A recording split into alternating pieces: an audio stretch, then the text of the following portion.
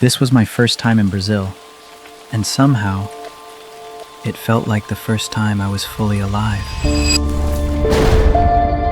I've seen places, but Brazil doesn't ask to be seen. It demands to be felt.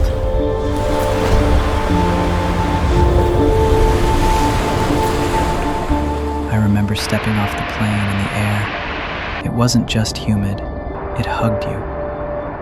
As if the land already knew your story and was ready to rewrite it. One night a local told me, "We don't chase happiness here. Yes! We dance with it."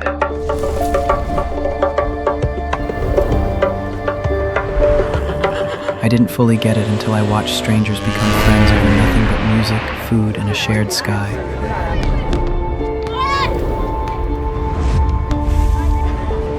And maybe that's the thing. Brazil doesn't try to be perfect. It just is. Bold, honest, untamed. And in its presence, you stop trying to control life. You start living it. This wasn't just a trip. It was a mirror. And what I saw was someone I hadn't met in years. Because if a place can do that to you, strip away the noise and leave only the truth, then you're not just visiting, you're becoming. This is Brazil.